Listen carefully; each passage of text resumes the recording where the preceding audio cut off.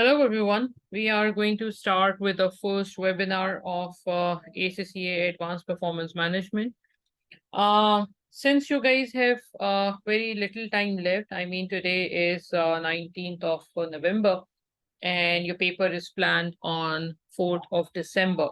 So there are few things which are really very important for you to pass the paper because whatever preparation you guys have done, I believe that's it. I think you don't have enough time to cover any major topic now and onwards. So there are few things which I believe that you should start doing, and don't worry, things will be fine. So the first thing which I think you should do is to prepare a timetable first, right? Because you know what is left at your end, right? The self evaluation is really important. So try to identify where what you have covered till now, which areas are left, and try to make a timetable, a reasonable timetable which you can follow, and try to stick to that timetable because uh, you cannot cover a lot of remaining syllabus in 10 or 12 days, right?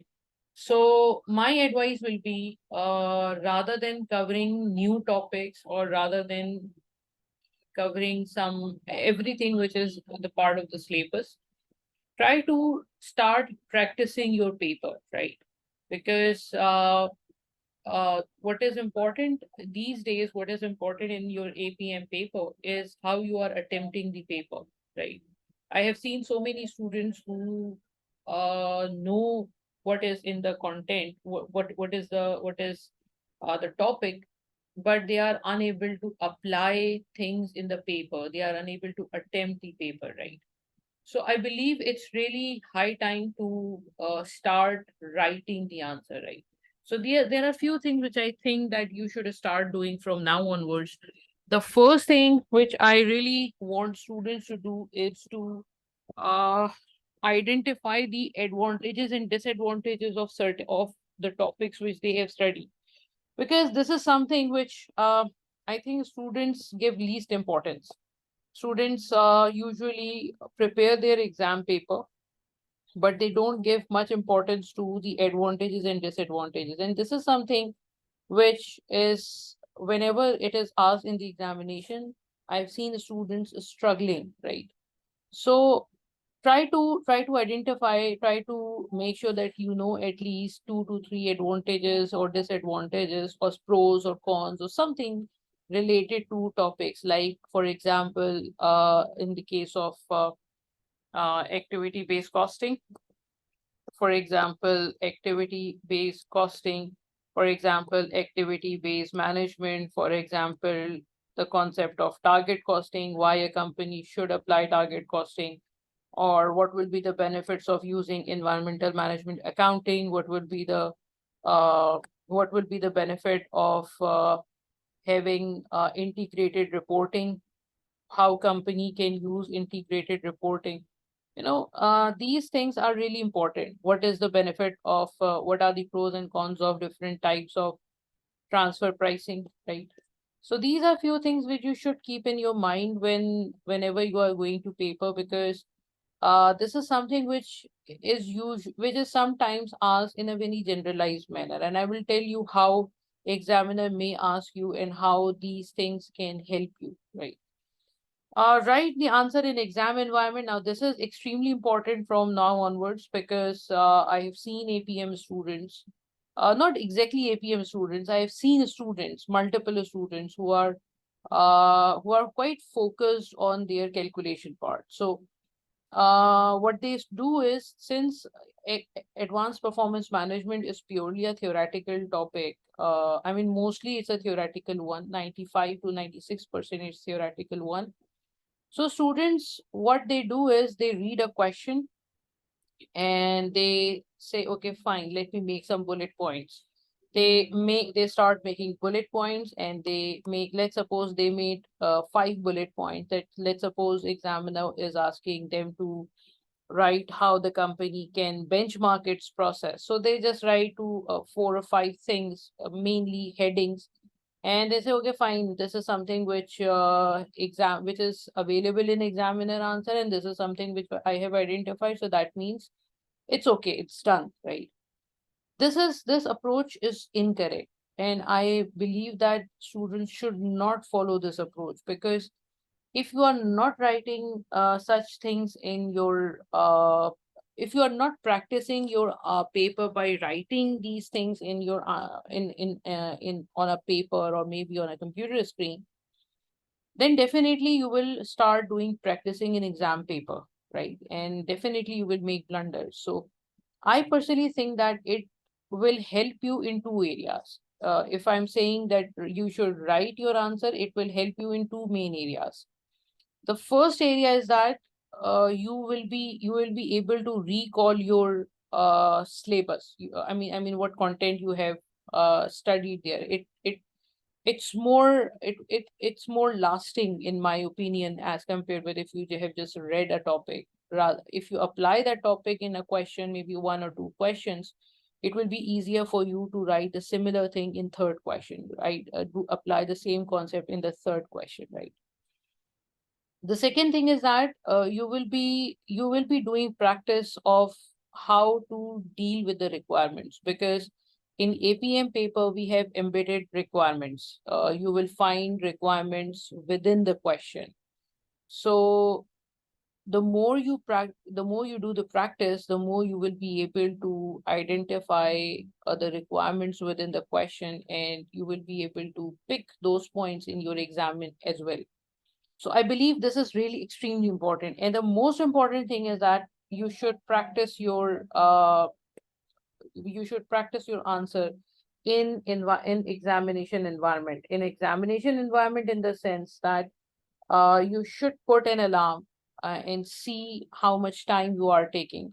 And you should try to assume that you don't have much time. You have maximum 1 hour and 40 minutes, for 1 hour and 30 minutes to 1 hour and 40 minutes to attempt question number one. You don't have much time more than that, because in examination, exam pressure is completely different. So if you are unable to, if you are taking 2.5 hours to solve a question, to complete a question, it will be extremely difficult for you to attempt a similar question or first question in 1.5 hours. Obviously you will take more time. And in APM, this is actually the issue, that students usually leave 5 or 10 marks requirement just because of the reason that they don't have time left in the paper. So I think that it will improve your writing skills also.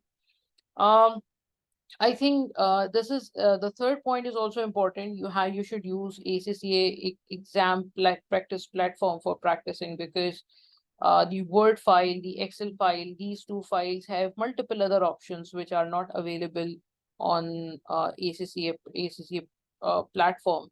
So especially in Excel. So I think practicing on Excel sheet, practicing on the Word document which they have, or practicing it within the screens which are available is really extremely important. Then I think if you have access to ACCA practice platform, I'm sure you guys have that. So try to attempt those questions first, right? Because those are the questions which are available in exam interface, right? So you can experience that. And you guys are quite familiar with that, because you have already seen in multiple times in past. So I'm not seeing any problem for you guys to deal with that interface, but still try to do preparation, try to practice in that platform, right? Then read examiner comment. Now, this is extremely important, because now you will identify what mistakes you have done. I mean, what mistakes you have done can be identified by seeing the examiner answer script, right? And along with that, I will add two further things. Examiner solution. This is something which everyone refers to. But something which students miss out there is the marking scheme.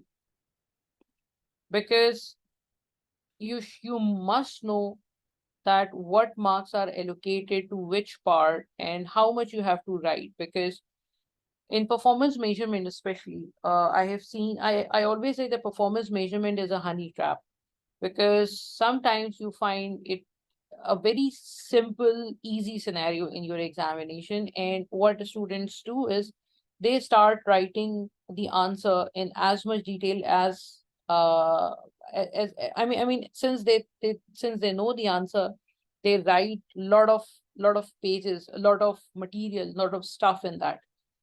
So obviously that stuff will be correct, but it's consuming your time. So actually you are losing your time in an easy scenario. So easy scenarios are good, but again, it's a tricky part. You must take care of your time while attempting those questions.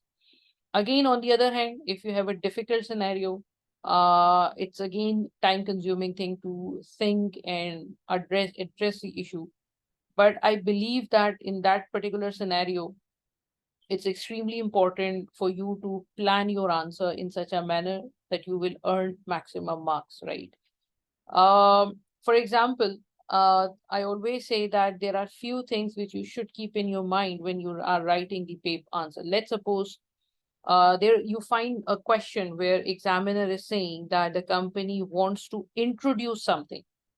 So if your company wants to introduce something, then there this is an easy mark, because whenever you are introducing something, you should start your answer with telling the exam by telling the audience that what is this topic about. So it's an easy marks. It doesn't require you to have much knowledge of the scenario. If you are unable to apply that concept, still this book knowledge will give you 1 or maximum 2 marks, not more than that, right? And then reading the examiner comment will give you an idea that what examiner was expecting from the students. It's basically the kind of thing that it's something that you will know what is in examiner's mind. So by reading the examiner comment will give you an idea where what you have written right, where you fulfill the expectations of the examiner, and where you were in that chunk of students who did wrong. I mean, there are few requirements where the examiner says that, see, this requirement was too poorly done by students mainly because of this reason. So if you did the same mistake, try not to repeat it. So try to identify where you went wrong, right? Try to identify the mistakes which you did, identify the mistakes you did, and try not to repeat that, right? This is the first thing which you can do while reading the examiner comments.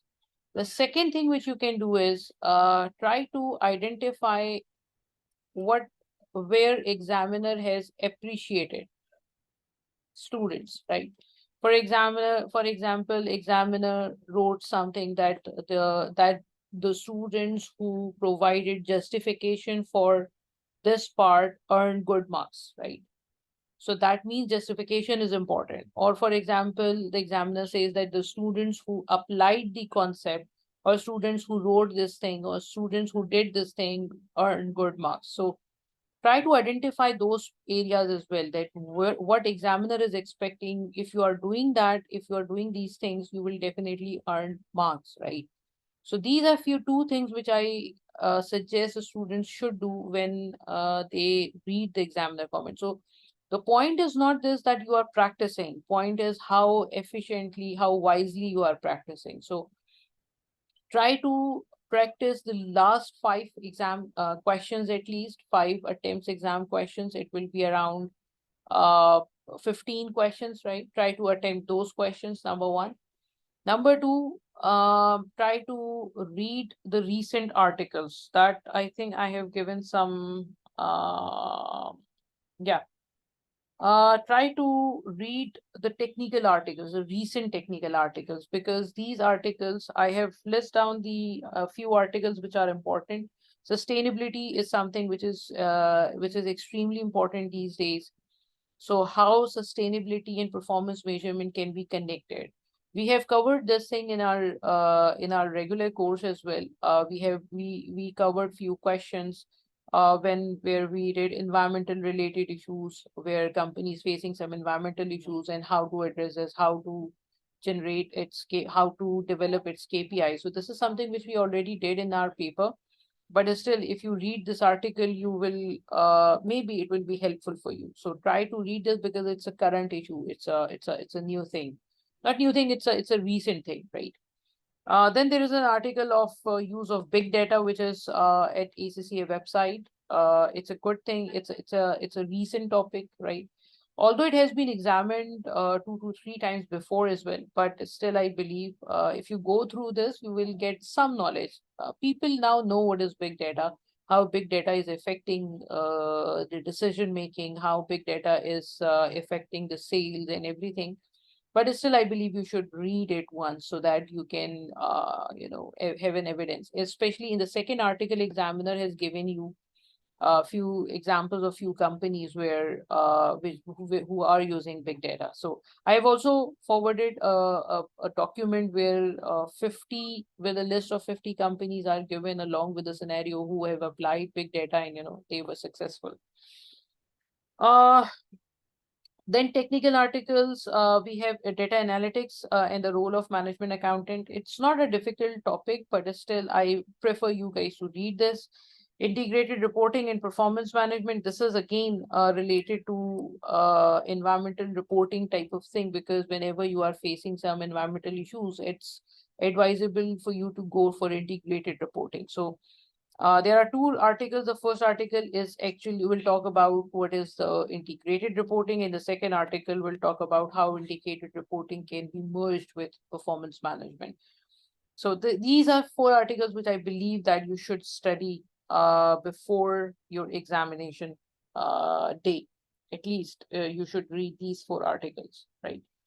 Now, coming back to professional marks, I think students now have an idea, because you guys, students have already have already attempted SPL and probably AAA or maybe some other strategic level paper. So they have an idea of these professional marks.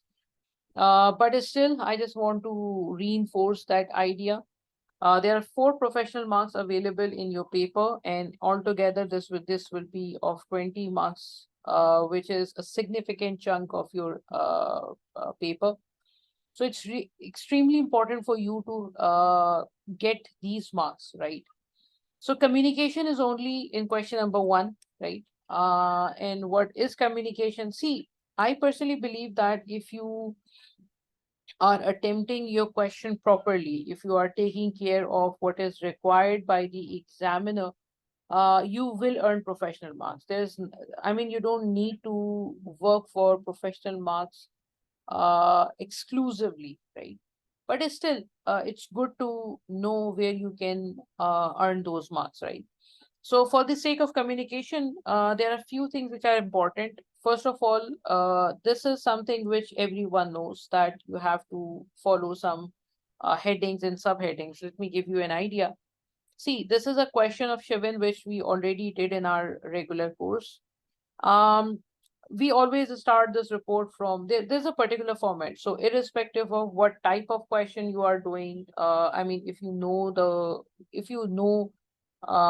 what is the topic or not, you must start with it. So we'll start from date, subject, the introduction of report, what this report is all about, and then the requirements of examiner, the first requirement, the second requirement, the third requirement, and the fourth requirement.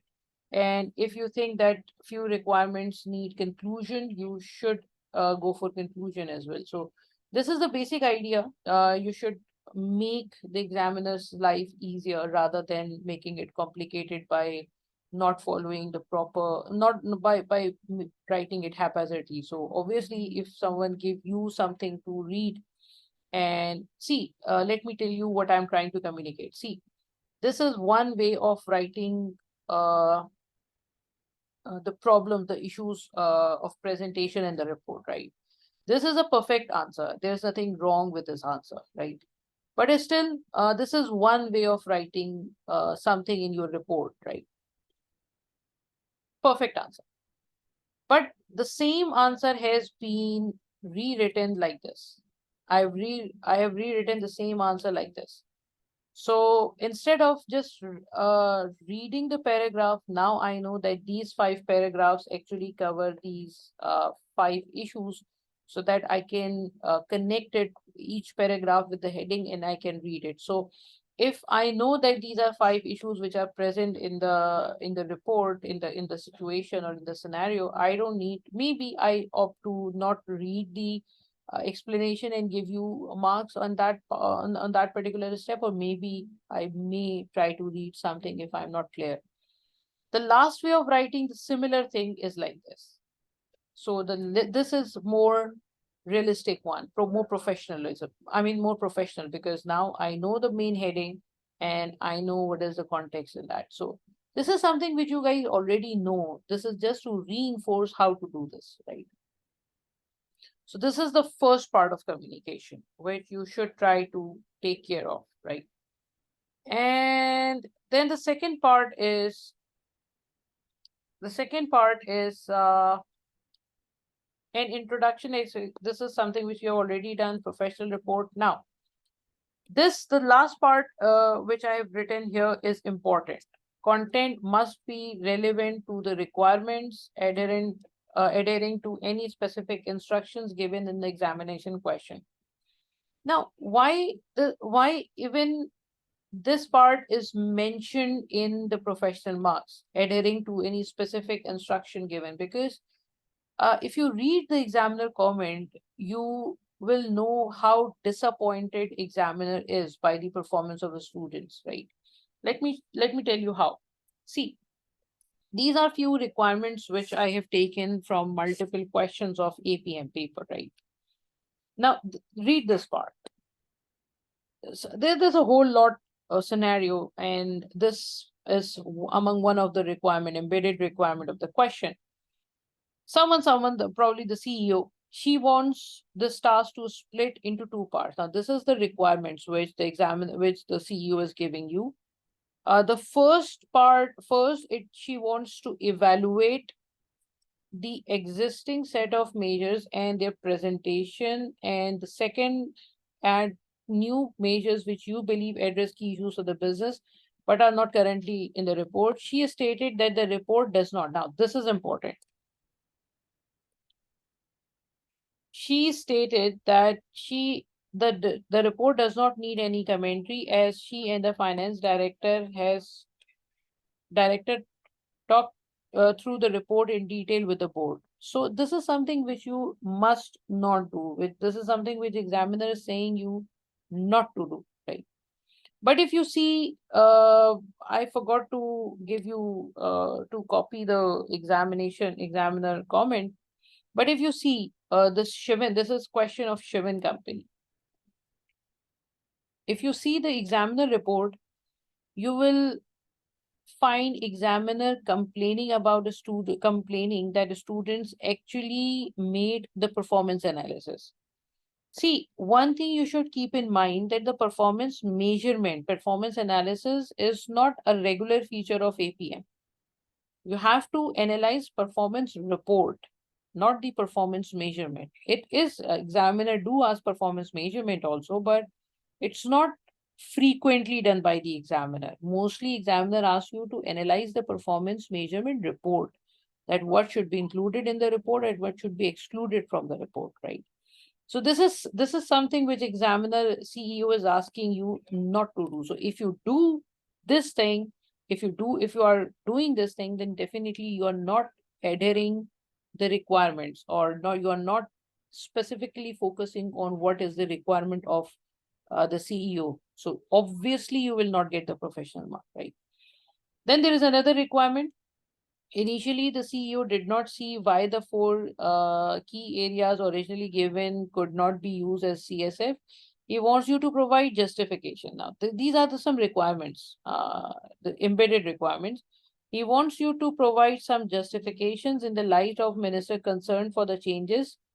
Then using the above CSF, he wants you to provide justified recommendation of up to 2 KPIs per CSF. Up to 2 KPIs means that you are not supposed to write more than 2 KPIs. You may write 1 KPI, that is acceptable. You may write 2 KPIs, that is also acceptable. But if you write 3 KPIs per CSF, you will not get professional marks. You will get reduced amount of professional marks. So examiner is actually trying to, convince a student that please do whatever what I'm saying, what I'm asking you to do. And the students are not listening to the examiner. That's the problem. See, I always say that, look, initially there were 4 professional marks. Initially, there were no professional marks, in fact, before 2007. In 2007, examiner introduced professional marks just to make sure that the students should write the answers in a professional manner. And it said, okay, fine, we will give you some reward as a 4 marks, right? But the students were not taking it seriously because according to them, 4 marks, okay, fine, let me focus on the remaining 96 marks. I'm not a fan of 4 marks, right? Then what examiner says, okay, fine, enough is enough. Now you have 20 professional marks in the whole paper. So now students have started taking it more seriously, right? So again, this is something which you must not do. That's what my point is. And then explain the characteristics. This is another thing. Explain the characteristics that differentiate. This is a question of Kolmog. Explain the characteristics that differentiate service business from manufacturing ones using Kolmog to illustrate your points. And if you are writing the general characteristics of service organization, you are not focusing on what the requirement is, right? So you are not what you are not doing, you are not adhering to any instruction, any specific instruction given in the examination question. So if you ignore how characteristics of service organizations are actually related to Kolmog, that means you will lose the professional marks here, right? Similarly, let's read this paragraph. In this paragraph, I just want you to how you will note down the requirements, because these 2 requirements are extremely powerful paragraphs of telling the students where they should focus, right? Since DP is funded wholly through deal and general taxation, the CEO wants to be able to report on whether DP is providing a value for money service as required by the new mission statement. He has heard of 3 E's, right? But needs an explanation of these 3 headings, right? So first of all, you have to explain 3 E's, right? This is the first requirement which you have to fulfill. And how this links to the work on CSF and KPI already requested, right? So connection of 3 E's with the CSF and KPI, right? And then it says that then he requires, the requirement is not completed yet. Then he requires an evaluation. So then what you have to do after doing this, you have to evaluate. Using the data in Appendix 1 of whether such services are provided. He understands that the evaluation may be limited. So that appendix may not give you the full picture, right? So you don't have to worry about if you are unable to find something in the appendix, don't worry about that. The appendix is not 100% complete, right? So you have to connect all these things, and somehow you have to also connect this 3 E's with the mission statement. Why? Because mission statement is something which because of which these 3 E's have been developed, right? Then this says that the minister is interested in, this is the another requirement. The minister is interested in benchmarking, as was often done during her days in business. As a result, she joined an international initiative for creating a league table for fire service data by sharing information with other nearby countries. The CEO believes that the minister will the minister will want to introduce this idea of DP and so wants an evaluation of the use of an international police force performance league table and its link to target for DP. So 3 requirements have already been communicated. First, you want to introduce this idea of DP. So if you want to introduce league table, that means you have to start with its description, its definition or description. What is the concept of league table? And so wants an evaluation of the use of international performance league table. So you want to evaluate whether how can international league table can be implemented, something like that. And it's linked to target for DP and its connection with DP. The CEO is especially concerned about the police officers' reaction to this new idea and have a powerful union which has widespread public support. Therefore, he also needs you to explain how the use of league tables and target might affect the behavior. So you have to connect it with the behavior also. I remember this is of 13 marks question. So in 13 marks, you have to first introduce the description, right? Maybe 1 mark, evaluate, right? Its connection with the DP, and then its behavior. So there are 3 further requirements. So probably 4 marks, or maybe you have to write 4 to 5 marks for each requirement, right? So that's, sorry, you have to write approximately 3 to 4 marks for every requirement for each part. So try to distribute, try to comment on, accordingly, right? Then analysis and evaluation. Now this is something which is mostly the case, because analysis and evaluation is something which is which is present in APM paper since it has started, right? So what you have to take care of? Analysis and evaluation actually means thoroughly investigate and research information, right? So this is something which we do in P5 paper. You don't have to worry about that. This is basically, this is something that I'm saying you to solve the question, right? So investigate and research information, logically process it with a view of prioritizing activity. So if something is really very extremely important, try to write it first, right? Try to prioritize it. What is important for the company? What is the most important thing? What is the least important thing? Try to highlight in the company. Try to highlight in your answer. Arrive at an appropriate conclusion or recommendation if it's the requirement, if the company is asking you to evaluate whether the company should adopt activity-based costing or not. You have to write a conclusion for that. Right? For example, if the company is saying evaluate whether this is a good option or not, whether this is appropriate for the company to use market-based transfer pricing. So if examiner is asking you to evaluate it, then you should write a conclusion at the end, right?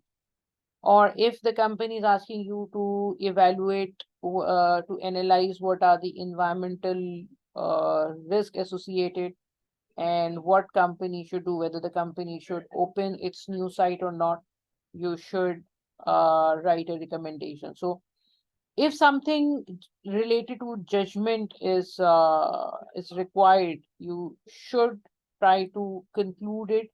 You should try to write final wordings. It's really very important. It's extremely important. So, and then the last point, carefully assess situations, proposals, and arguments, and in a balanced manner, right? Balanced manner in the sense that, for example, you are not supposed to write. Suppose if you are seeing a question where suppose if you are seeing a question where examiner is asking you to evaluate a report, right? So while evaluating the report, you are seeing some issues in the report. For example, market share is not given in the question. For example, mm, uh, uh, earning per share is not. Company wants to maximize the profitability of company, and EPS is not there. So there are a few issues in the report, and you have highlighted those issues, right? Perfect. But there will be something which is good with the company. Of course, company must be doing something correctly now. So let's suppose the company wants to maximize its long-term value of company, and the company is using economic value added. You should appreciate it, right? Or for example, the company is using a reward system to motivate the employees, and that is the part of your performance measurement. You should appreciate it. Or if the company has included some commentary at the end of the report, which should be included for the explanation of any unnecessary unexpected figures, you should appreciate it, right? So try to appreciate whatever good part is given in the report, right? Or for example, if the question is asking you to evaluate whether the company should use activity-based costing or not, and you are providing all the benefits of activity-based costing, you should try to identify some negative parts also. Like it's not compulsory, but see if you are missing any disadvantage also or not. So, and try to balance your answer. You cannot write everything which is perfect. You have to set an alarming situation also, that okay, fine, these are 5 good things, but try to make sure that, but this part should also be considered, because this is something which is not good for the company. Let's suppose you are saying that okay, fine, the company should use market-based transfer pricing policy. Okay, fine, the company should use this, but you should balance your answer that okay, fine, if you are using market-based transfer pricing, these are the positive things, but market-based transfer pricing has some negative issues also, and you have to balance that. It's not compulsion, but examiner will give you some points to balance your answer. Try to do it. I mean, you may have 1 or 2 arguments against it, but try to do that. So pros and cons, advantages, disadvantages, likes, dislikes, in favor, in against. Try to do that, right? And ethical judgment to predict future outcomes and consequences on the basis of sound decision making. So if something ethics are involved, try to do that. Try to evaluate that also.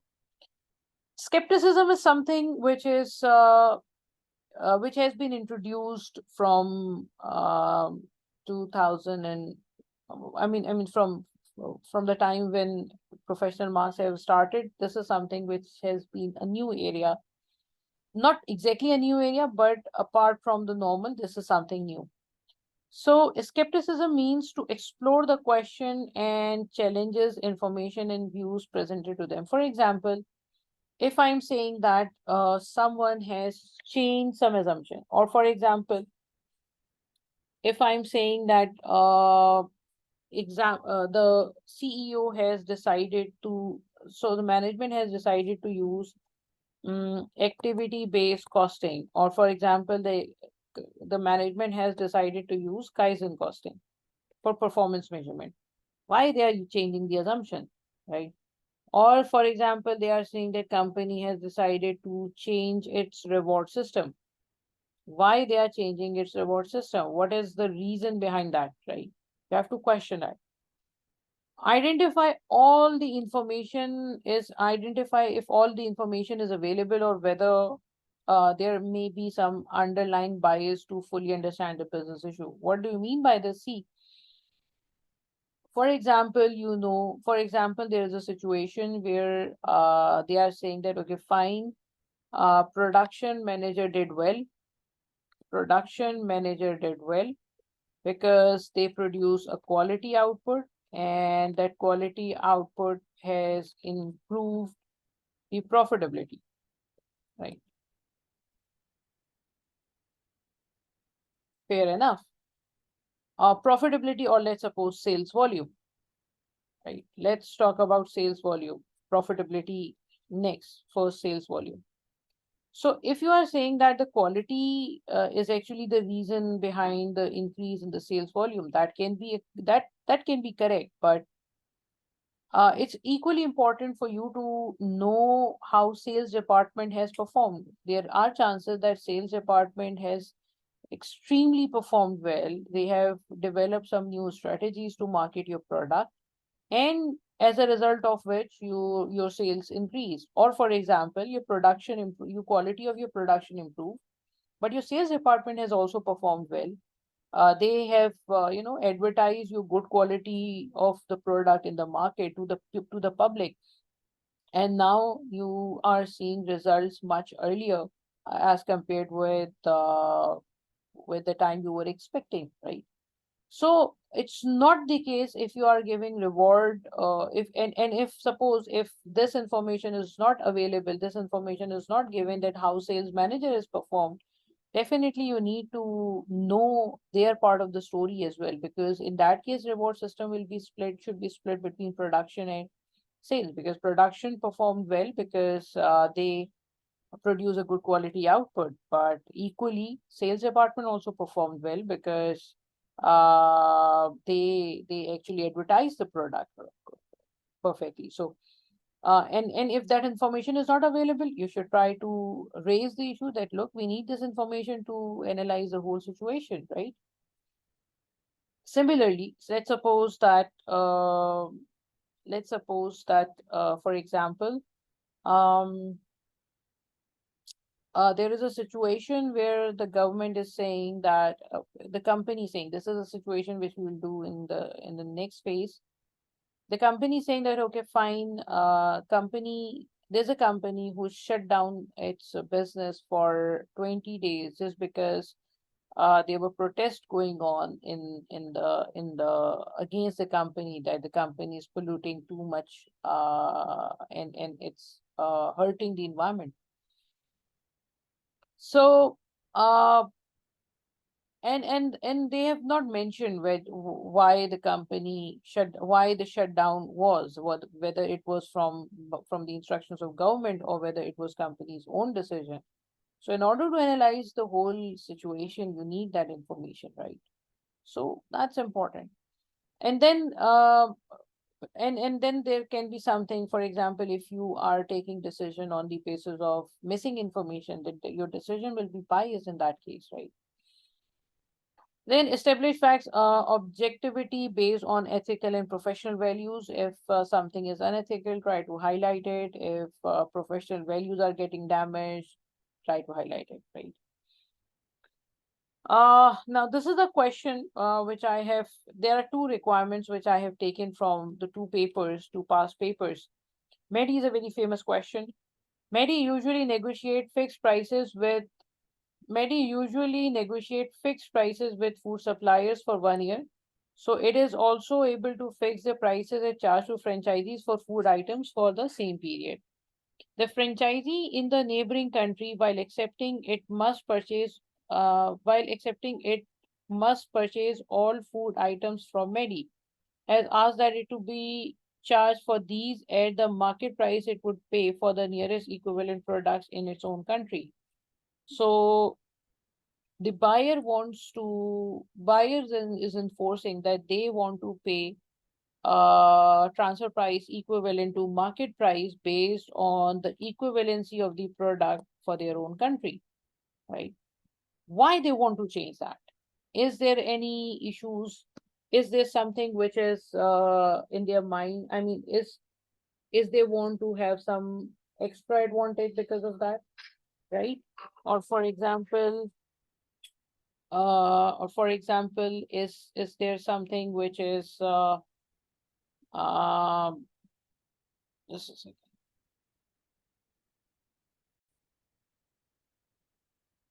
So that's important. Now, sorry, I just got disconnected because of some reasons. Okay, fine. The next point is what? The next point is the shareholders have been negotiating the terms of ESOS with the board for some time. Subject to your advice, they are about to approve a deal where each director will be given an option to buy 2 lakh shares in 2 years' time for today's market at the rate of 1.7 per share. So why they are changing the reward system, right? What is the reason behind that? So you need to question this assumption that why they are doing that, especially if the requirement is coming from the upper management for regarding their own benefits. You must question this part, right? So these are few things which are extremely important whenever you are going for a skepticism, but make sure do not raise question for everything which the company is doing, right? It's extremely important. Then commercial acumen. Commercial acumen is something which is again now the part of your answer. Commercial acumen actually believes that whatever you are writing, whatever answer you are writing should be practical, right? For example, let's suppose you are recommending something, right? So candidates have to show awareness to the wider business environment in the sense that you must give the recommendation based on what is possible for the company. You cannot give any recommendation to company which is practically not possible. Now, let me give you an idea. There was a question where examiner has specifically written that just because of the reason that the candidate wants company to apply activity-based costing, it advised the company to change the factory structure. Now, this is a most stupid idea because you cannot, how can you even advise someone to do that, right? So this is something which examiner doesn't want students to write. So examiner is trying to convince the candidates, the students, to try to whatever you are writing, try to make sure that whether it is practically possible or not, right? In such circumstances, right? And whatever recommendations you are making is actually commercially viable, right? So external factors affecting the business and use of commercially sound judgment, this is extremely important. Let's suppose the government is saying that, okay, fine, we cannot allow the company to use child as a labor, right? And we cannot allow, in fact, the companies to use any person less than 20 years of age, right? And you are trying to recommend something which is in order to save cost, company should try to hire people from that population because that is available for the company. So obviously you cannot write such things. Insight to resolve issues, exploit opportunities, and offer valid advice and realistic recommendations. So this is something which is extremely important. Ethical, if there are some ethical consequences, try to make sure that you are taking care of that also. One thing I should also, I just need to highlight in case of a skepticism is that in case of any limitation or challenges, which can be faced by the company because of certain issues, you have to highlight that also. Okay. So there are a few common mistakes, common issues of students, whatever they do in the paper is that they struggle in understanding the question requirement. So as I said that initially I have identified that, look, you have multiple requirements in a single paragraph. So if you practice the question, if you continuously practice the answers, writing the answers, you will ultimately, you will be able to bring these requirements, you will be able to attempt these requirements. So it's extremely important for you to do that, right? There is easy marks available in the question. As I said, whenever a company introduce something new to the business, try to make sure that you are writing its initial introduction, whether it's environmental management accounting, whether it's activity-based costing, or whatever it is. Try to write its introduction. It's extremely important, right? In case of unsuccessful attempt, a student doesn't know what they did wrong because they don't read examiner comment, they don't read examiner answer scheme, so they don't know where they went wrong. Common issues are, again, time management issues, don't know how to get professional marks, don't consider marking the scheme. So these are few issues. Now, how you can improve that?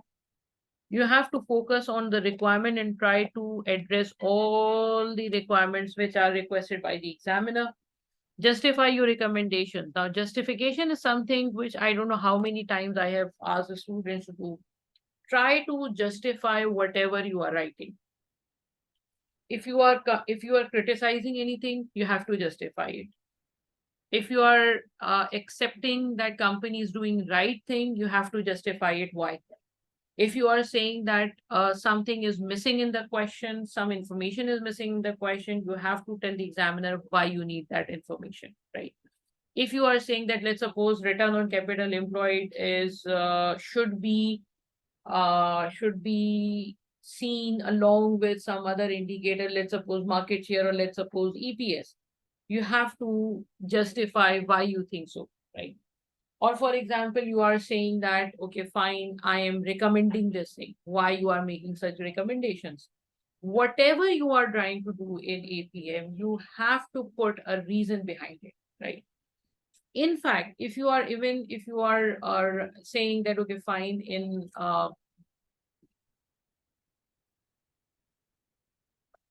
sorry, I was just drinking water. Suppose if you are saying that economic value added calculation, you are saying that the company should add back accounting depreciation and should deduct the economic depreciation from profit. Why you are saying that, right? Or for example, you are saying that R&D should be added. Why? If you are saying that if you are saying that certain cost is let's suppose can be reduced by taking certain steps. Why? So whatever you are writing in your exam, in your answer, try to develop a habit of telling the examiner why you think so.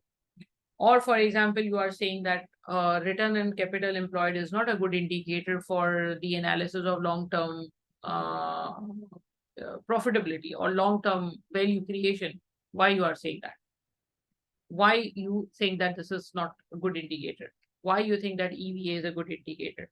Why you are suggesting why you are saying that okay, fine, the target which has been set by the company is not realistic? Why you are suggesting that activity based costing should be used? Why you are suggesting that Kaizen costing should not be used by the company? So whatever justification, sorry, whatever recommendation, whatever criticism, whatever you are writing in your APM paper, you have to justify it. One more thing which I must say here is that try to connect your answer with the scenario, because if you are writing anything generalized, let's say suppose in the starting of the webinar I said that you have to uh, understand what are you have to keep the advantages and disadvantages in your mind whenever you are going to APM paper. In that case, if you just write the advantages and disadvantages of, let's suppose, anything, let's suppose EMA or maybe BPR, right? Why you think that BPR is important for this company? You have to connect that advantage with the scenario. If you are just writing bookish thing, you will not get a single mark for that, because you are not there to reproduce what is written in your books. You are supposed to apply what is given in the book, what you understood. You have to apply according to the scenario. So just reproducing what is given in your textbook is simply will not help you to pass your paper, right? Try to develop that heading of justification, right? And consider marks while planning the answer. So this is also extremely important. Focus on 20 professional marks, especially focus on the requirements so that you will earn professional marks. Practice as many questions as you can and read the examiner comments. That's the most important thing which you must do, right? So that's the end of the first section of APM webinar. In the next section, we will start doing a question a past paper question, a recent attempt question, and I will tell you why examiner is still frustrated by seeing what students are doing in their examination paper. All right. Till then, take care. Bye-bye.